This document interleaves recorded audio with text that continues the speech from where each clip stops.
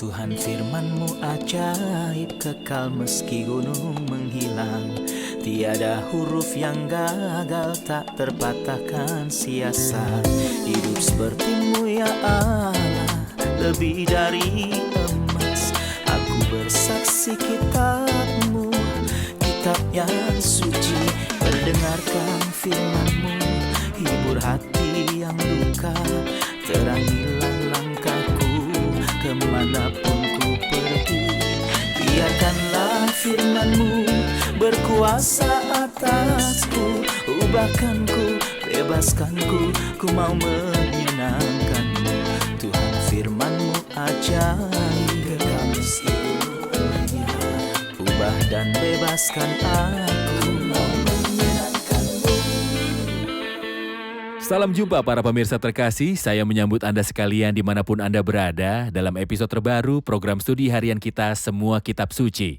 Saya sangat senang bisa berada bersama Anda pada hari ini sementara kita melanjutkan perjalanan penderitaan Kristus yang dimulai dan diakhiri dengan kayu salib. Kita telah mulai perjalanan penderitaan dalam episode sebelum ini dan kita tahu bahwa ada persekongkolan untuk membunuh Kristus. Dan juga ada dua perjamuan malam. Ada perjamuan malam Paskah dan Kristus menetapkan perjamuan Tuhan, dan kita telah mengakhiri episode sebelumnya dengan Kristus yang berada di taman, di mana ia sedang berdoa dan ia menerima cawan itu. Hari ini kebanyakan pembicaraan kita adalah tentang pengadilan Kristus dan langkahnya menuju kayu salib. Sekarang izinkan saya menyambut tamu kehormatan di studio, hamba Tuhan Yosef Riyad. Selamat datang Saudara Yosef. Juga para hadirin di studio, selamat datang. Saudara Yosef, izinkan saya membaca beberapa ayat dari pasal 26. Pasal 26 dimulai dari ayat 55. Setelah mereka pergi untuk menawan Kristus di taman, kemudian dikatakan, pada saat itu Yesus berkata kepada orang banyak, "Sangkamu aku ini penyamun, maka kamu datang lengkap dengan pedang dan pentung untuk menangkap aku. Padahal tiap-tiap hari aku duduk mengajar di bait Allah dan kamu tidak menangkap aku. Akan tetapi semua ini terjadi supaya genap yang ada tertulis dalam kitab nabi-nabi." Lalu semua murid itu meninggalkan dia dan melarikan diri. Sesudah mereka menangkap Yesus, mereka membawanya menghadap Kayafas, imam besar. Di situ telah berkumpul ahli-ahli Taurat dan tua-tua. Dan Petrus mengikuti dia dari jauh sampai ke halaman imam besar, dan setelah masuk ke dalam, ia duduk di antara pengawal-pengawal untuk melihat kesudahan perkara itu. Imam-imam kepala, malah seluruh mahkamah agama, mencari kesaksian palsu terhadap Yesus supaya ia dapat dihukum mati, tetapi mereka tidak memperolehnya. Walaupun tampil banyak saksi dusta, tetapi mereka tidak memperolehnya. Tetapi akhirnya tampillah dua orang yang mengatakan, orang ini berkata, aku dapat merubuhkan bait Allah dan membangunnya kembali dalam 3 hari. Lalu imam besar itu berdiri dan berkata kepadanya, tidakkah engkau memberi jawab atas tuduhan-tuduhan? Dan saksi-saksi ini yang berkata-kata terhadap engkau? Tetapi Yesus tetap diam. Lalu kata imam besar itu kepadanya, demi Allah yang hidup, katakanlah kepada kami, apakah engkau Mesias anak Allah? Jawab Yesus, engkau telah mengatakannya. Tetapi aku berkata kepadamu, mulai sekarang kamu akan melihat anak manusia duduk di sebelah kanan yang maha kuasa, dan datang di atas awan-awan di langit. Maka imam besar itu mengoyakkan pakaiannya dan berkata, ia menghujat Allah, untuk apa kita perlu saksi lagi? Sekarang telah kamu dengar hujatnya, bagaimana pendapat kamu? Mereka menjawab dan berkata, ia harus dihukum mati. Lalu mereka meludahi mukanya dan meninjunya. Orang-orang lain memukulnya. Katakan kepada kami, hai Mesias, siapakah yang memukul engkau? Saudara Yosef, sebenarnya saya tidak bisa menahan air mata dan perasaannya ketika membaca ayat-ayat ini. Benar. Kristus di tangan orang banyak. Ia menyerahkan dirinya ke tangan orang banyak dan serangkaian pengadilan dimulai. Mereka pertama-tama membawa dia kepada Kayafas. Mohon komentari awal dari pengadilan-pengadilan serta menyusunnya secara berurutan. Yang dikasihi Bapa, yang disembah oleh para malaikat, yang dibenci oleh bangsa itu hamba para penguasa, itulah yang dikatakan tentang dia dalam nubuat di Yesaya. Kristus melalui 6 peradilan dalam sebuah periode waktu yang singkat, yang sebelumnya telah saya sebut sebagai Jumat yang panjang. Karena walau itu 1 hari 24 jam, namun itu tidak sama dengan 24 jam lainnya. Sejumlah besar peristiwa telah terjadi pada hari itu, khususnya mereka yang berkaitan dengan Kristus. 6 peradilan pertama-tama di hadapan Hanas seperti yang kita lihat dari Injil Yohanes pasal 18. Lalu di hadapan Kayafas yang adalah imam besar pada tahun itu, seperti yang kita baca dalam Injil-Injil sinoptik. Dan menurut Injil Lukas saat pagi tiba, karena pengadilan-pengadilan tidak seharusnya dilakukan pada waktu malam hari. Jadi untuk menjaga suatu gambaran formal dari Pentateuch dan Taurat bahwa mereka berpura-pura menghormati sementara pada faktanya mereka melanggarnya dan menyimpangkannya. Mereka berkumpul pada pagi hari di sidang Sanhedrin dan vonis dikeluarkan. Dan saya pikir paling sedikit 2 orang absen dari sidang Sanhedrin tersebut. Yusuf dari Arimatea yang adalah seorang anggota dalam Sanhedrin dan Nikodemus yang juga adalah seorang anggota dalam Sanhedrin. Saya pikir bahwa ketika mereka menyadari bahwa mereka berniat untuk membuat sebuah dakwaan terhadap Kristus, mereka tidak muncul pada sidang itu. Karena seperti kita baca dari Lukas pasal 22, itu adalah sebuah kesepakatan bersama.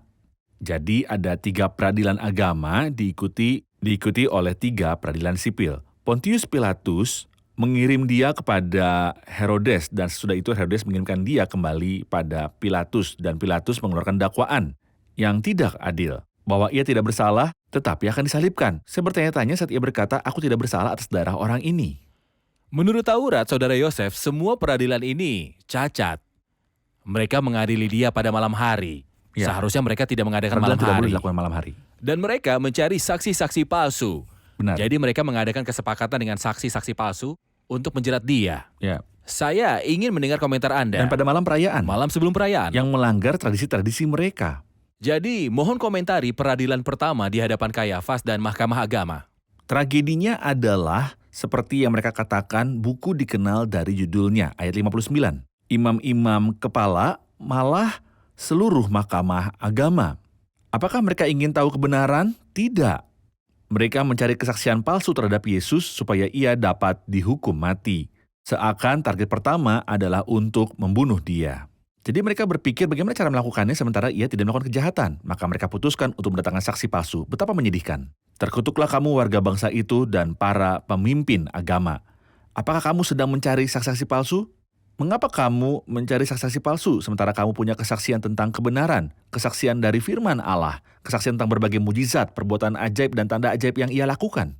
Tidakkah semua ini memberitakan pernyataan yang paling fasih bahwa ia adalah anak Allah? Lalu mengapa mencari saksi-saksi palsu? Itulah sebabnya Kristus, sosok yang sempurna. Tidak menjawab mereka bahkan tidak dengan satu kata pun karena apa yang akan dijawabnya saat mereka telah menyiapkan saksi-saksi palsu terlebih dahulu. Jadi ia tidak membuka mulutnya. Dan istilah ia tetap diam diulang sebanyak 7 kali dalam keempat Injil sebagai penggenapan dari Yesaya pasal 53. Seperti anak domba yang dibawa ke pembantaian, seperti induk domba yang keluar di depan orang-orang yang menggunting bulunya, ia tidak membuka mulutnya. Inilah Kristus yang tetap diam dan tidak menjawab kecuali ketika imam besar memintanya bersumpah. Jadi ia harus menjawab sebagai penggenapan Taurat, seperti disebut dalam kitab Imamat pasal 5. Terima kasih, mari kita rehat sejenak dan kembali untuk menjawab pertanyaan hadirin.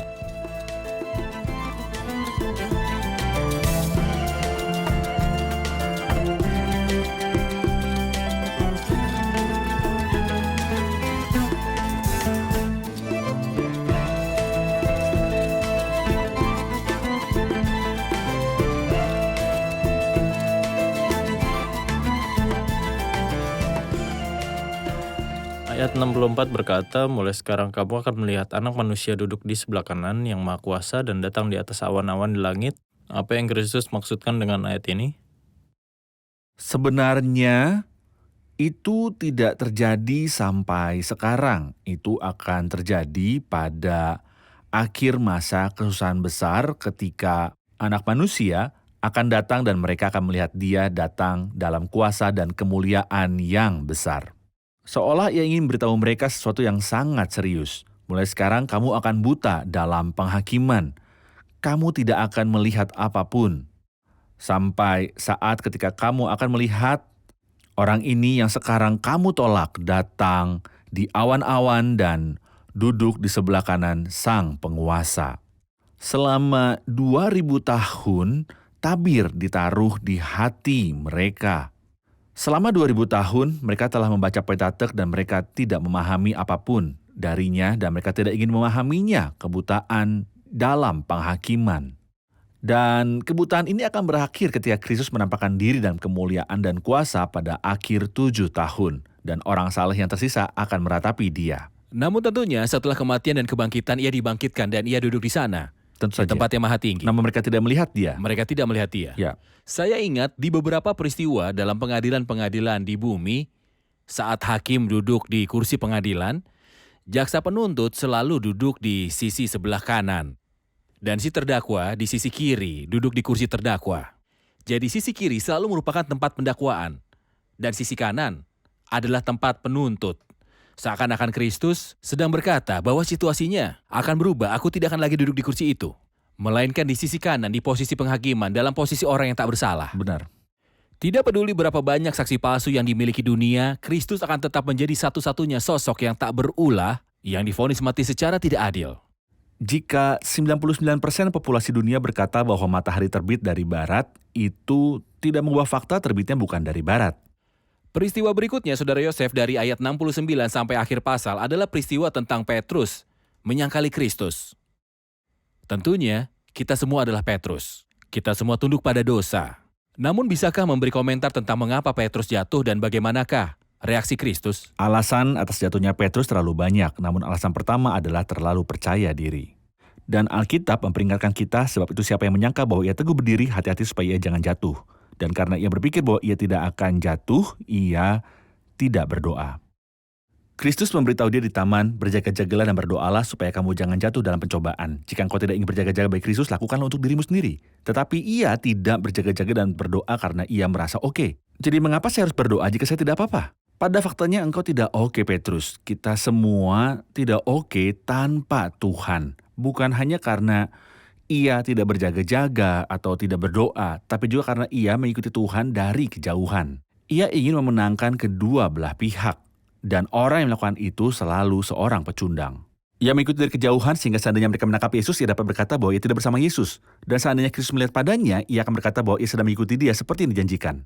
Tuhan tidak berkenan dengan sikap yang pelin-pelan dan hasilnya adalah kita akan rugi. Apa yang Kristus lakukan setelah Petrus menyangkal? Hal yang menakjubkan, Kristus memandang kepadanya dan tidak mengatakan apa-apa. Kalau tidak, ia akan menempatkannya dalam suatu situasi yang serius. Setelah Petrus berkata tidak Petrus mengenal Yesus, berkata, "Aku Tuhan tidak berkata mengenal dia." Petrus. Bagaimana Kristus dapat memanggil dengan namanya? Namun demikian, ia mengirimkan sebuah pesan singkat, sebuah SMS, sebuah telegram. Tuhan memandang kepadanya dan saya tidak tahu pandangan tersebut mengandung atau menyiratkan apa. Tetapi ada sebuah himne yang indah yang berkata, pandangan yang melelehkan hati Melelahkan Petrus. hati. Melelehkan hati adalah pandangan yang dapat melelehkan hati manapun yang keras. Jadi saya harap jika ada di antara pemirsa yang menonton dan yang telah berkata pada suatu hari dalam satu cara atau cara lain saya tidak mengenal Kristus, Kristus sedang memandangmu dengan sebuah pandangan yang penuh kasih dan celaan yang bersahabat. Dan ia ingin menyelamatkan dari kejatuhanmu. Benar. Pasal 27 dimulai dengan pagi hari. Tetapi pagi itu tidak membawa terang apapun kepada orang-orang tersebut. Hati mereka gelap sementara. Ya. Mereka bersekongkol untuk membunuh Kristus. Benar. Ketika hari mulai siang, semua imam kepala dan tua-tua bangsa Yahudi berkumpul dan mengambil keputusan untuk membunuh Yesus. Mereka membelenggu dia, membawanya dan menyerahkannya kepada Pilatus, wali negeri itu. Sesudah itu ia berbicara tentang Yudas yang menyesal dan membawa kembali 30 keping uang perak. Namun, imam-imam kepala menolak menerimanya kembali. Sesudah itu ia menggantung dirinya sendiri. Mohon komentari kejadian ini. Mengapa imam-imam kepala menyerahkan Tuhan Yesus kepada Pilatus? Paling sedikit karena ada dua alasan. Ketakutan mereka terhadap orang-orang, karena mereka menganggap Kristus sebagai nabi, ia adalah seorang karakter yang terhormat, jadi mereka takut dan berkata jangan pada waktu perayaan supaya jangan timbul keributan di antara rakyat. Mereka ingin bernaung pada Pontius Pilatus sang wali negeri. Namun mereka juga memiliki sebuah alasan tersembunyi yang jahat. Mereka ingin menyalibkan dia. Bagi orang Yahudi, orang yang tergantung adalah orang yang terkutuk. Seakan-akan itu akan membuat dia menjadi tidak berharga bagi setiap orang. Mereka tidak tahu bahwa dia yang mati disalibkan akan segera terlihat datang dalam kemuliaan. Yudas sangat menyesal. Ya, Bisakah penyesalannya berguna dalam menyembuhkan problem dan dosanya? Atau apakah yang dia lakukan setelah itu? saya pikir penyesalannya tidak bisa menyembuhkan apapun. Karena Kristus sudah berkata adalah lebih baik bagi orang itu sekiranya ia tidak dilahirkan. Itulah sebabnya saya tidak setuju dengan mereka yang berkata bahwa Kristus pasti telah menerima dia jikalau ia bertobat. Ada waktu untuk bertobat yang Tuhan berikan kepada Anda dan saya. Jika Anda tak memanfaatkan waktu yang diberikan untuk bertobat, dan aku memberinya waktu untuk bertobat dari amoralitas seksual dan ia tidak bertobat, sungguh aku akan melemparkannya ke ranjang orang sakit. Pertobatan Yudas tidak akan berguna dan ia tidak akan tahu cara untuk bertobat, karena ia adalah seorang pencuri dan iblis mengendalikan dia. Dan iblis tidak akan menuntun dia pada Kristus, melainkan memimpin dia untuk menggantung diri sendiri dan bunuh diri. Dan ia adalah salah satu dari 4 orang yang bunuh diri dalam kitab suci dan mereka semua jahat seperti dia. Dan segera para perusak akan mengikuti mereka yang juga akan dilemparkan ke dalam lautan api. Ia adalah salah satu grup yang berkata kami telah berdosa, namun mereka mengatakannya dengan cara dan di waktu yang salah. 6 orang berkata bahwa mereka telah berdosa, tapi mereka semua jahat dan mereka mati dalam dosa-dosa mereka. Ayat 11 dimulai dengan pergi kepada Pilatus. Lalu Yesus dihadapan kepada wali negeri dan wali negeri bertanya kepadanya, "Engkaukah raja orang Yahudi?" Jawab Yesus, "Engkau sendiri mengatakannya." Tetapi atas tuduhan yang diajukan imam-imam kepala dan tua-tua terhadap dia, ia tidak memberi jawab apapun. Maka kata Pilatus kepadanya, "Tidakkah engkau dengar betapa banyaknya tuduhan saksi-saksi ini terhadap engkau?" Tetapi ia tidak menjawab satu kata pun, sehingga wali negeri itu sangat heran. Telah menjadi kebiasaan bagi wali negeri untuk membebaskan satu orang hukuman pada tiap-tiap hari raya itu atas pilihan orang banyak. Dan waktu itu ada seorang yang terkenal karena kejahatannya yang bernama Yesus Barabas. Karena mereka sudah berkumpul di sana, Pilatus berkata kepada mereka, "Siapa yang kamu kehendaki kubebaskan bagimu?" Yesus Barabas atau Yesus yang disebut Kristus, ia mengetahui mereka telah menyerahkan Yesus karena dengki. Ketika Pilatus sedang duduk di kursi pengadilan, istrinya mengirim pesan padanya, "Jangan engkau mencampuri urusan orang benar itu. Sebab karena dia, aku sangat menderita dalam mimpi tadi malam." Tetapi oleh hasutan imam-imam kepala dan tua-tua, orang banyak bertekad untuk meminta supaya Barabas dibebaskan dan Yesus dihukum mati. Wali negeri menjawab dan berkata pada mereka, "Siapa di antara kedua orang itu yang kamu kehendaki kubebaskan bagimu?" Kata mereka, "Barabas." Kata Pilatus kepada mereka, "Jika begitu, apakah yang harus kubuat dengan Yesus yang disebut Kristus?" Mereka semua berseru, "Ia harus disalibkan." Lalu wali negeri berkata, "Tapi kejahatan apakah yang telah dilakukannya?" Namun mereka makin keras berteriak, "Ia harus disalibkan." Ketika Pilatus melihat bahwa segala usahanya sia-sia, malah sudah mulai timbul kekacauan, ia mengambil air dan membasuh tangannya di hadapan orang banyak dan berkata, "Aku tidak bersalah terhadap darah orang ini. Itu urusan kamu sendiri." Dan seluruh rakyat itu menjawab, "Biarlah darahnya ditanggungkan atas kami dan atas anak-anak kami." Lalu ia membebaskan Barabas, tetapi Yesus disesahnya, lalu diserahkannya untuk disalib.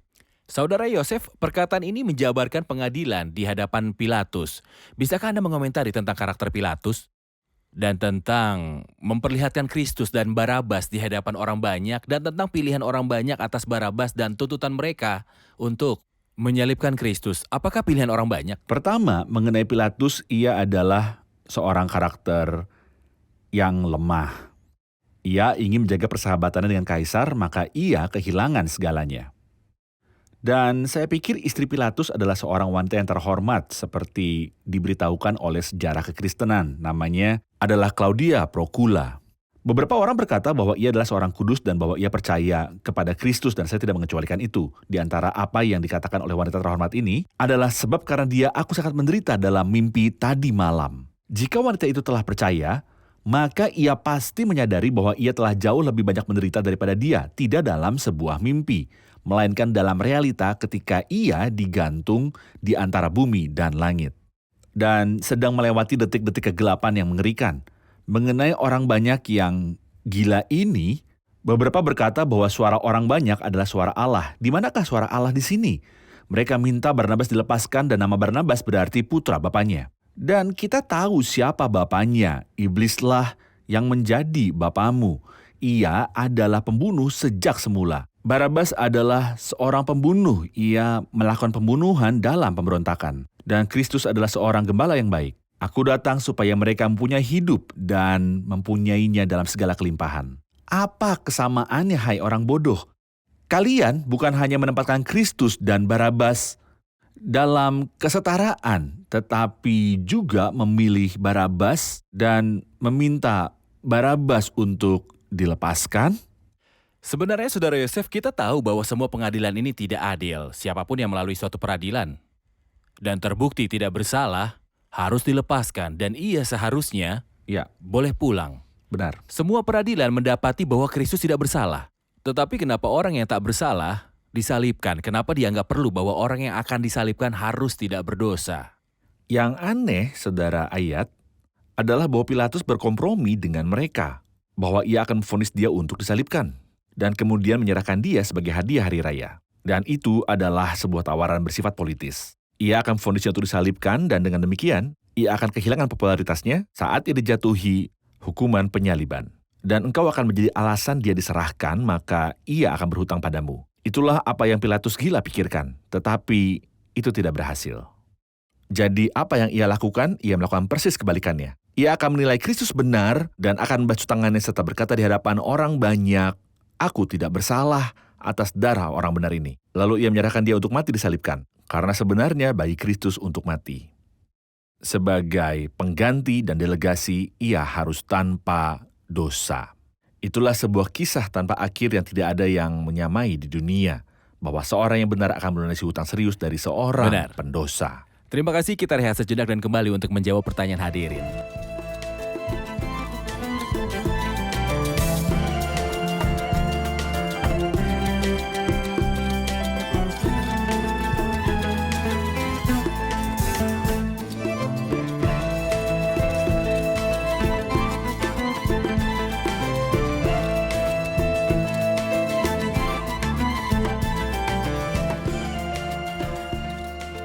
Ayat 27 dari pasal 27 berkata, kemudian serdadu-serdadu wali negeri membawa Yesus ke gedung pengadilan, lalu memanggil seluruh pasukan mengelilingi Yesus. Ayat 28, mereka menanggalkan pakaiannya dan mengenakan jubah ungu padanya. Mereka menganyam sebuah mahkota duri. Mengapa mereka melakukan semua itu, walau tidak ada apa-apa antara mereka dan Tuhan? Silakan Saudara Yosef. Apa yang telah terjadi memberitahu kita bahwa iblis adalah dalang peristiwa ini dan semua peristiwa penyaliban. Ketika mereka tiba untuk menawan Kristus di taman, ia mengatakan sebuah ekspresi yang sangat penting. Tetapi ini adalah saat kamu, inilah kuasa kegelapan itu. Mereka tidak melihat dia sebelumnya, dan bahkan jika mereka melihatnya pun atau memiliki suatu hubungan dengannya, ia tidak melakukan apapun selain berbuat baik kepada semua orang. Ia tidak menghakimi atau mengutuk apapun kecuali pohon ara, dan kita telah melihat apa arti itu sewaktu kita sedang mempelajari pasal 21. Selain itu semua perbuatannya adalah baik. Lalu mengapa ada keengganan dan kebencian untuk mempertemukan kasih dengan kebencian itu pastinya kecenderungan dari setan. Dan tentunya orang-orang tersebut dirasuki oleh iblis sampai tingkat maksimum.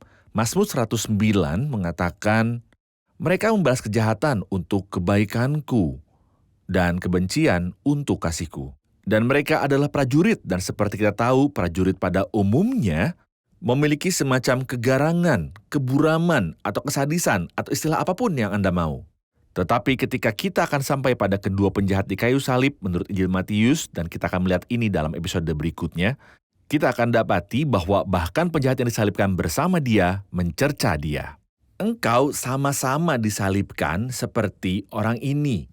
Dia tidak mengenalmu dan dia sepenuhnya berbeda darimu. Lalu kenapa engkau mencerca dia dengan hal yang sama?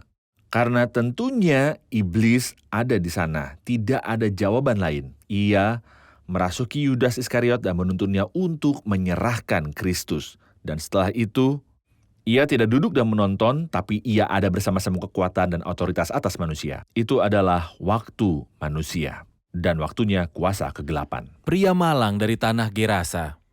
Pria tersebut tentunya sangat dipermalukan oleh setan yang hidup di dalam tubuhnya sendiri, bersama semua asistennya. Benar.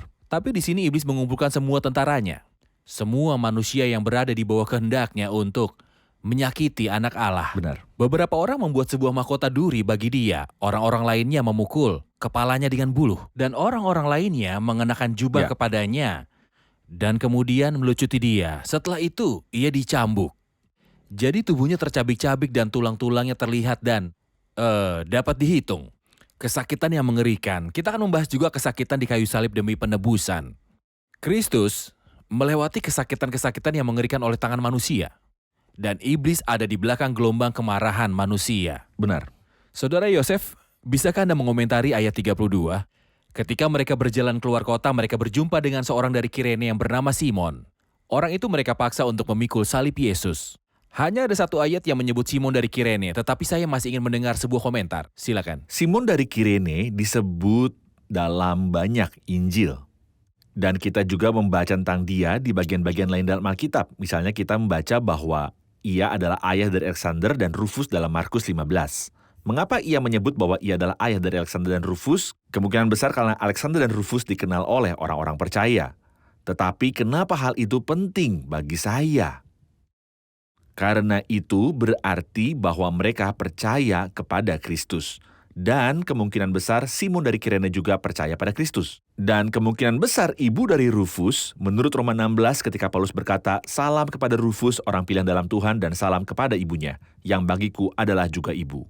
Juga percaya. Jadi Simon percaya, istrinya percaya, dan kedua putranya Alexander dan Rufus juga percaya. Peristiwa kebetulan apakah itu? Tidak ada peristiwa kebetulan. Allah yang mendominasi segala sesuatu yang telah mengatur bahwa Simon dari Kirene ada di sana pada saat bersamaan ketika Kristus sedang memikul kayu salib. Jadi mereka memaksa Simon dari Kirene untuk memikul salib Kristus. Namun pertanyaannya adalah, jika Simon sudah percaya, lalu siapakah yang memikul salibnya? Siapa? Apakah Simon memikul salib Kristus atau Kristus yang memikul salibnya Simon dan juga salib saya? Ada sebuah himne yang Kristus tujukan kepada orang percaya dengan berkata kepadanya, "Salibku sebagai ganti salibmu, dan kuburku adalah tempatmu." Sungguh, apa hubungan Kristus dengan salib dan kubur? Saya adalah orang layak untuk itu semua, tetapi ia dengan senang hati menerimanya sebagai ganti saya. Baik, terima kasih Saudara Yosef. Kita akan lanjutkan pembahasan di episode selanjutnya. Sekarang mari dengar komentar hadirin. Apa yang telah Anda pelajari? Kita telah mempelajari alasan sebenarnya dari kejatuhan Petrus. Pertama, ia menjadi terlalu percaya diri. Sebab itu siapa yang menyangka bahwa ia teguh berdiri, hati-hatilah supaya jangan jatuh. Kedua, ia tidak berdoa walau Tuhan menyuruh mereka berjaga-jaga supaya jangan jatuh ke dalam pencobaan. Ketiga, ia mengikuti Tuhan dari kejauhan. Benar. Saya paham bahwa imam-imam kepala dan ahli Taurat, mereka tidak ingin menghakimi Kristus karena mereka takut kepada orang banyak dan mereka ingin menyalibkan dia karena terkutuklah orang yang digantung pada kayu salib. Itulah sebabnya dia menyerahkan pada Pontius Pilatus. Hal yang paling menyentuh saya adalah pandangan Tuhan kepada Petrus. Sekalipun kesalahannya besar karena ia menyangkali Tuhan yang bersamanya, ia telah hidup selama beberapa tahun dan dekat dengannya. Namun Tuhan tahu memulihkan jiwa Petrus dengan kasih dan hikmat yang besar, dan dengan hal sederhana yaitu sebuah pandangan yang membuat Petrus menyesali kesalahannya.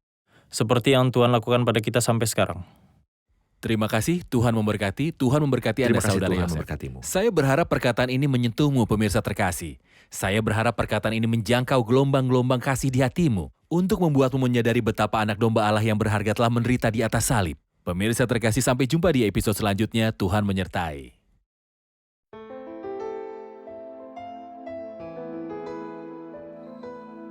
Tuhan firman-Mu ajaib, kekal meski gunung menghilang. Tiada huruf yang gagal, tak terpatahkan siasat. Hidup seperti-Mu ya Allah, lebih dari emas. Aku bersaksi kitab-Mu, kitab yang suci. Terdengarkan firman-Mu, hibur hati yang luka. Terangilah langkahku kemanapun ku pergi.